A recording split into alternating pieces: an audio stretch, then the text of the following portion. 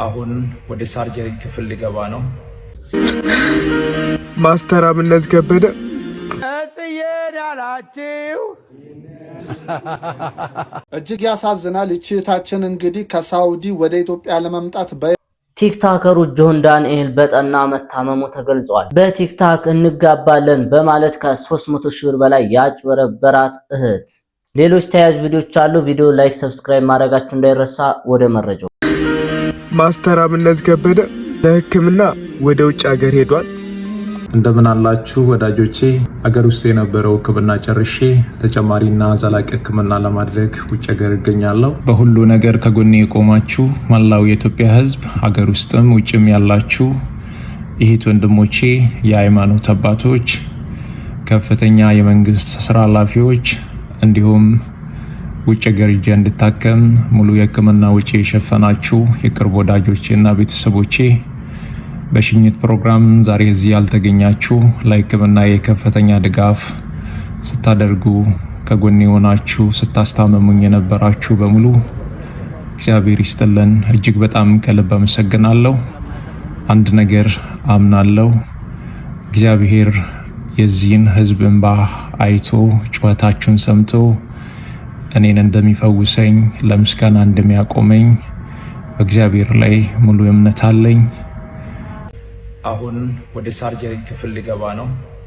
በሁሉ መልካም ነገር ከጎኔ የቆማችሁ ኢትዮጵያውያንና ታላቅ የደግነት ልብ ባለቤቶች ሁሉ ምስጋናዬ ከልብ ነው።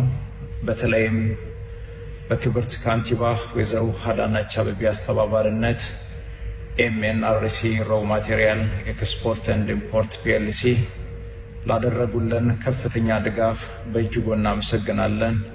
ሁላችሁም ክብርት ካንቲባ ወይዘሮ አዳነች አቤቤን እንድታመሰግኑልኝ እጠይቃለሁ።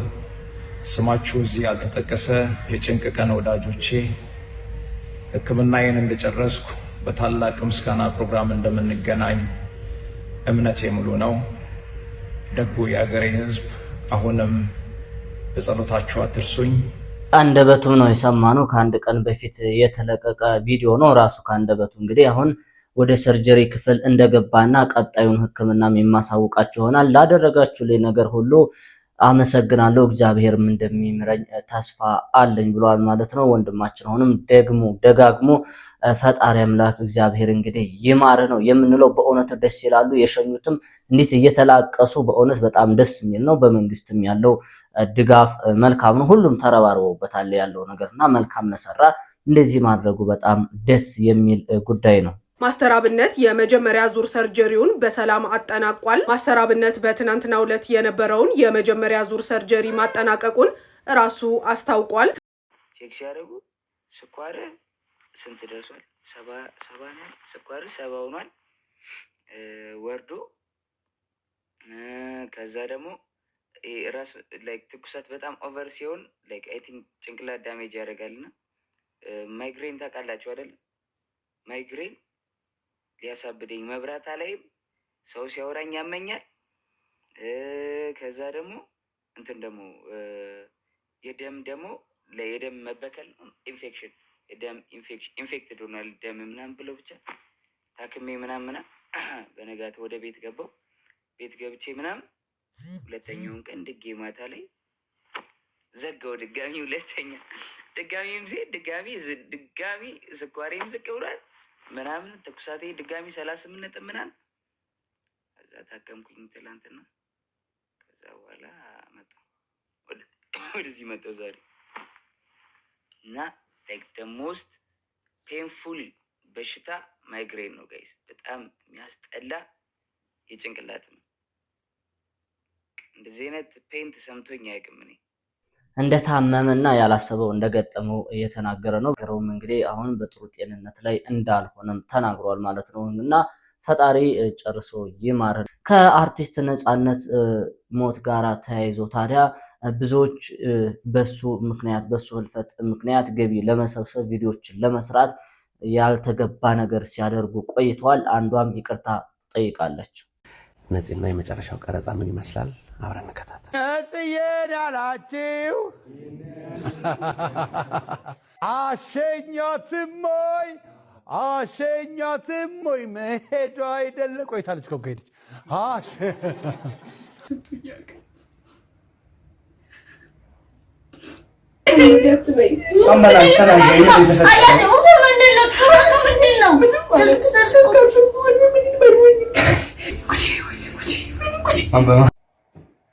ሰላም እንዴት ከረማችሁ?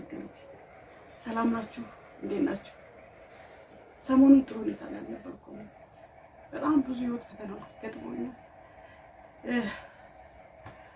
ይሄን ብዬ መግለጽ አልችልም።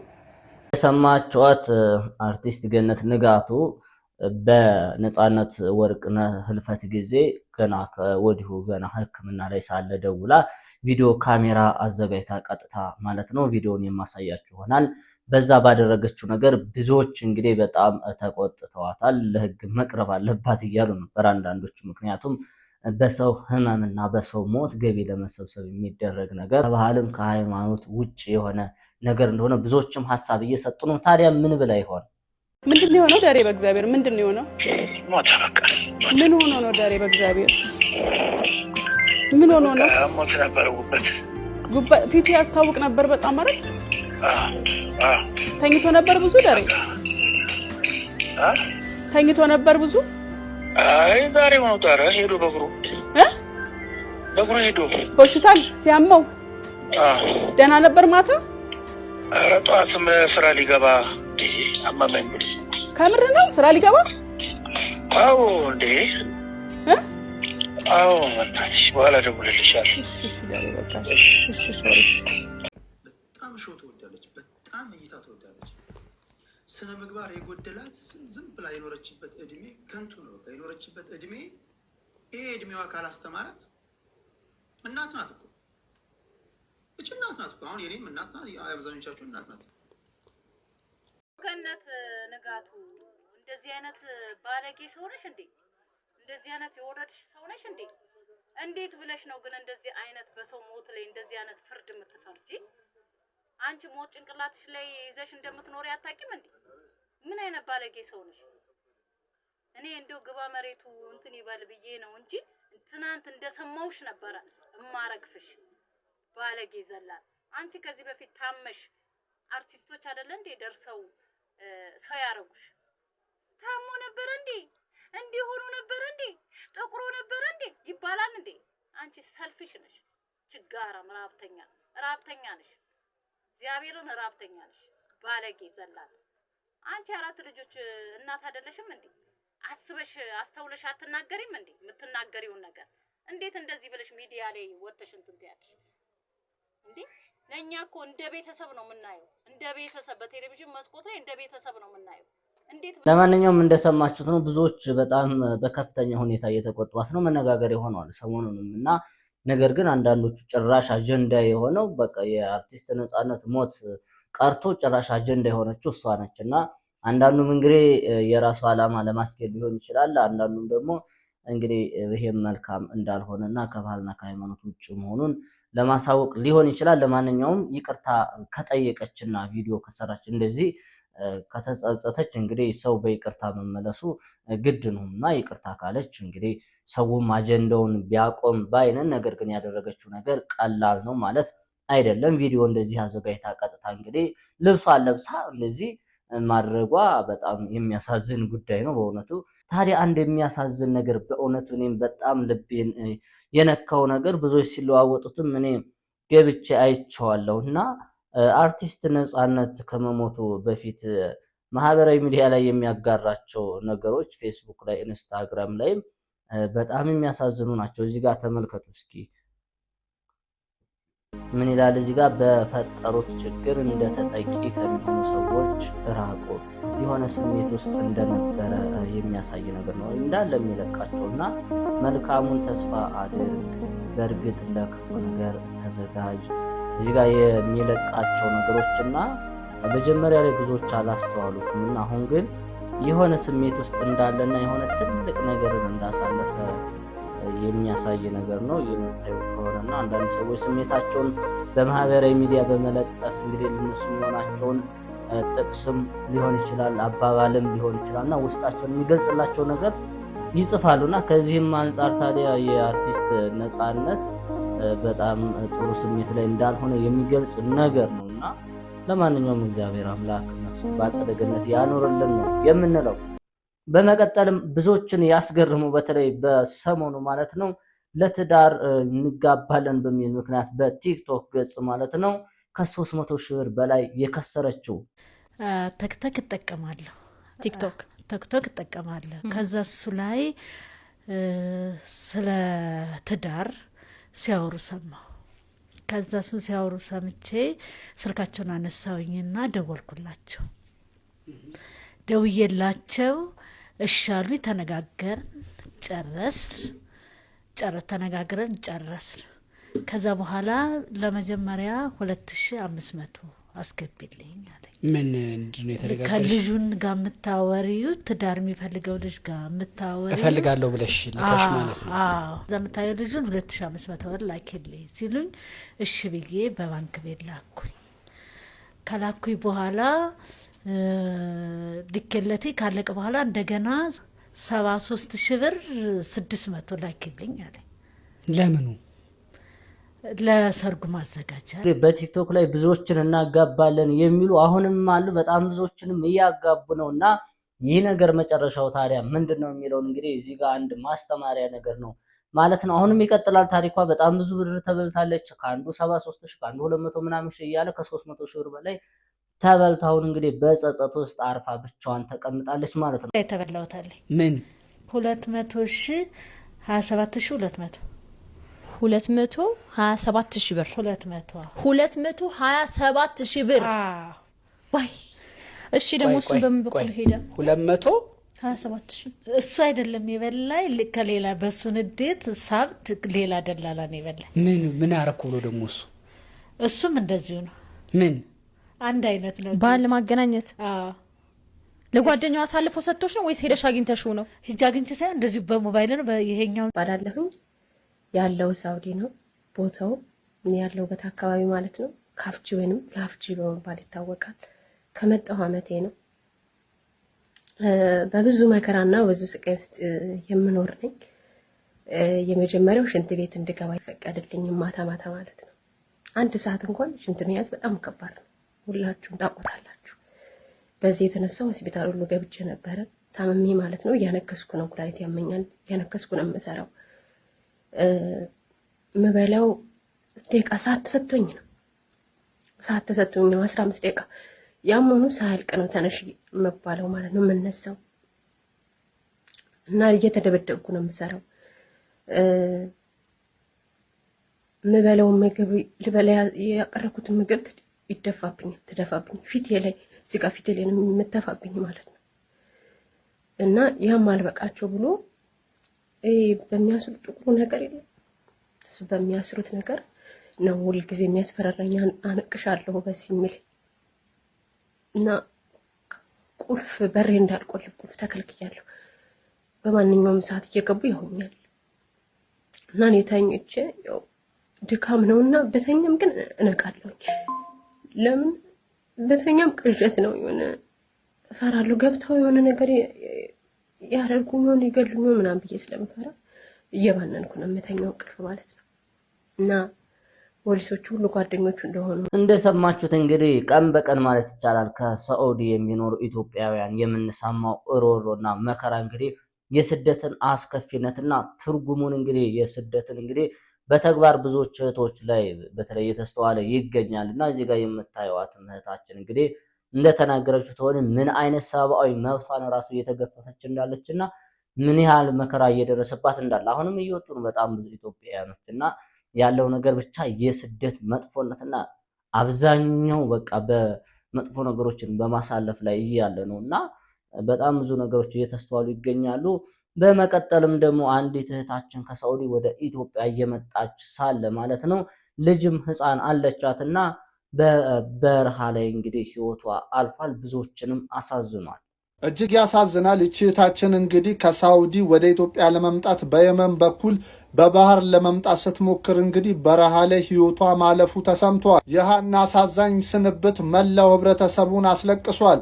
በሳውዲ አረቢያ ለበርካታ ዓመታት በስደት የኖረችውና በቅርቡ ትዳር መስርታ የአንድ ህፃን እናት የነበረችው ሃና ወደ ሀገሯ ለመመለስ በጀመረችው አደገኛ ጉዞ ህይወቷ ማለፉ ታውቋል። ሃና በሳውዲ በነበራት ቆይታ የነዋሪነት ፍቃድ ኢቃማ ችግር አጋጥሟት ነበር። ይህንን ለማስተካከልና ወደ ውድ ሀገሯ ቤተሰቦቿ ለመመለስ ስትል በየመን በኩል የሚያልፈውን አደገኛ የባህር ጉዞ መርጣ ነበር። ሆኖም ግን ያሰበችው ሳይሳካ በበረሃ ላይ ህይወቷ አልፏል። ሃና ገና አዲስ ትዳር የጀመረችና የአንድ ጨቅላ ህፃን እናት ነበረች። ለመላው ቤተሰቧና ለወዳጅ ዘመዶቿ መጽናናትን እመኛለሁ። ነፍስ ይማር። መረጃው የጉርሻ ፔጅ ነው። እውነቱ ልብን የሚነካና የሚያሳዝን ጉዳይ ነው። እንግዲህ ህፃን ይዛ በበረሃ መቅረቷ ያው አማራጭ ስለሌላት መሰደድ ነበረባትና በባህር አቋርጣ ለመምጣት እና በወሰነችው ውሳኔም እንግዲህ እንደዚህ አይነት መከራና ሲቃይ አልፎም እንግዲህ የህይወት ህልፈት ገጥሟታል ማለት ነው።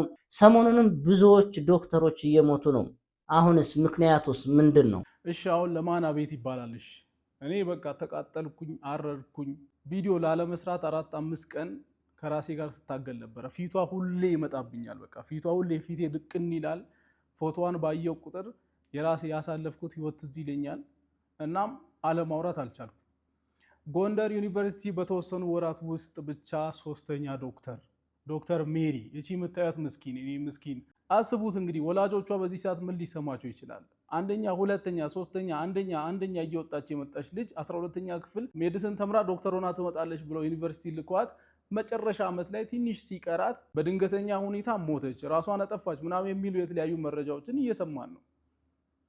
ኧረ ቼክ ይደረግ በቃ። እኔ ለጤና ሚኒስቴር ሼር አድርጉልኝ፣ ለመንግስት ሼር አድርጉልኝ። አታምኑኝም? እኔ ራሴ ያሳለፍኩትን ነገር ብነግራችሁ በህይወት መቆየቴ ይገርማችኋል። ራሴን አለማጥፋቴ ይገርማችኋል። እርግጠኛ ነኝ። ግን ምን ላመጣ እናገራለሁ ብዬ ነው። ራሷን አጠፋች። መንስኤው ምንድን ነው ብላችሁ ከጠየቃችሁኝ ራሷን አጠፋች። ለምን? እሷ ለሌላው ሰው ዋጋ ትከፍላለች፣ ለሌላው እንቅልፏን አታ ትሰራለች፣ ለሌላው ምግቧን ትታ ትሰራለች፣ ለሌላው ያለቀሰች ሲፒአር ሰርታ ወደ ህይወት ሊሞት ያለውን ፔሸንት ትመልሳለች። ለእሷ ጊዜ ግን የሚደርስላት ጠፋ። ጎንደር ዩኒቨርሲቲ ሐኪሞች ላይ ያረጋችሁትን ያለውን ጫና እየሰማን ነው። ዛሬ ጧት ተነስቼ የሆነ ፖስት ሳይ ራሷን አጠፋች ሲባል ማመን ያቃተኝ። የታመመች ነበር የሚመስለኝ።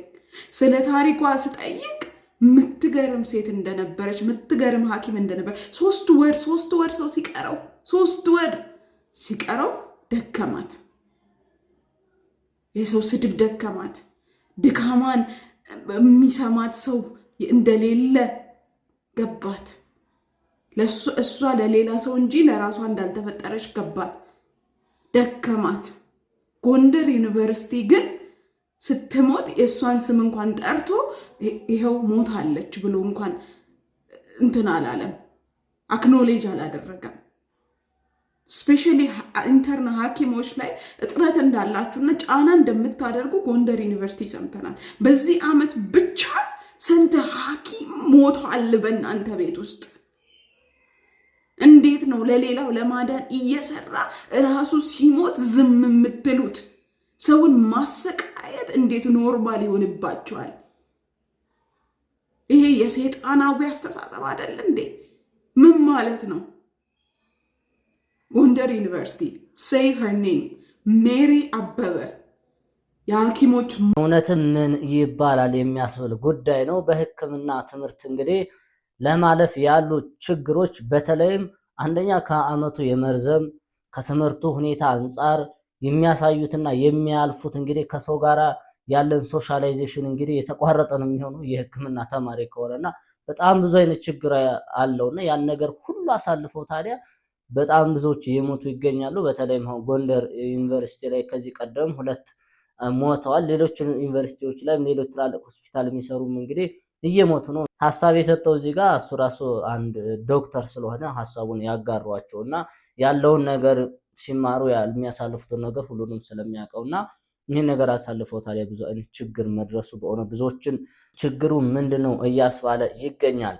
በመጨረሻም እንግዲህ አሁን ሰዎች ሲሞቱ እንግዲህ ሰው ያን ሰው ለማጽናናት ሲሄድ ከውጭ የመጣ ሰው አንዳንድ ቦታዎች እየተደረጉ ያሉ ግብዣዎች አፈር ብሉ አፈር ያስበላችሁ እንበል ጋይሴ። አሁን ለቅሶ ቤት ነው፣ የቀረ ነገር የለም፣ ከሚበላ የጎደለ ነገር የለም። ብፌው በጣም ነው የሚያስቀናው።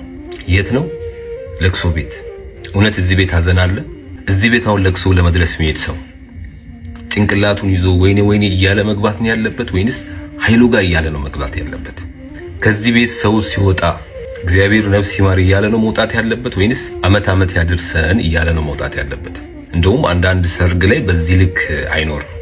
የሚገርመው እኮ ከነሱ ጋር ትላንትና አብሮ ማዕድ ሲቋደስ የነበረው ወንድማቸው ሊሆን ይችላል፣ እህታቸውን፣ አባት እናታቸው ሊሆን ይችላል፣ ወስደው አፈር አቅምሰው መተው እኮ ነው በዚህ ልክ ብፌ እንደዚህ የሚያስቀና ብፌ የሚነሳው። ይሄ እንኳን ሞቱ ነው እንጂ ሞተብን ተብሎ አይመስልም።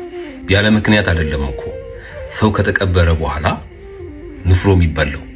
ምክንያቱም ቀብሬ የመጣሁት ትላንትና ከኔ ጋር ማዕድ አብረው ሲቆርሱ የነበሩ ወንድም ሊሆን ይችላል፣ እህት ሊሆን ይችላል፣ እናት አባት ሊሆኑ ይችላሉ፣ ወይንም ልጅ ሊሆን ይችላል። እነሱ አፈር ቀምሰው እኔ የላመ የጣመውን አልበላም ማለት ነው። ለዛ ነው ንፍሮ የሚሰጠው እንጂ እንደዚህ መደገስ አቅቶት አይደለም እኮ አብዛኛው ሰው በንፍሮ ከቀብር በኋላ ሰውን የሚቀበለው። ሀዘንተኛውስ ቢሆን የመጣው እኮ ሊያጽናና እንጂ ከርሱ ሊሞላ አይደለም። ስለዚህ ይባካችሁም እንደ ሰውም እንደ ኢትዮጵያዊነትም አጉል ዘመንን ብላችሁ ምናምን ማይሆን ነገር ውስጥ አትግቡ።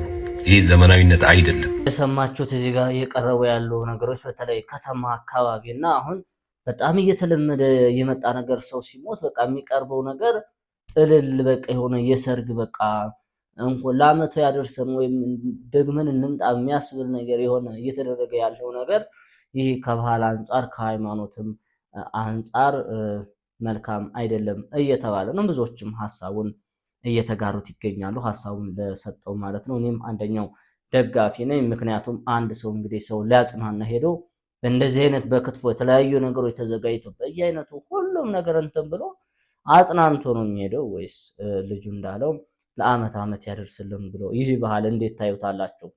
ወይስ ሃይማኖታዊ ስርዓት ነው? ሐሳባችሁን ስጡበት። በቀጣይ በሌላ ቪዲዮ እስከምንገናኝ ቪዲዮቹን ላይክ፣ ሰብስክራይብ ማድረጋችሁ እንዳይረሳ።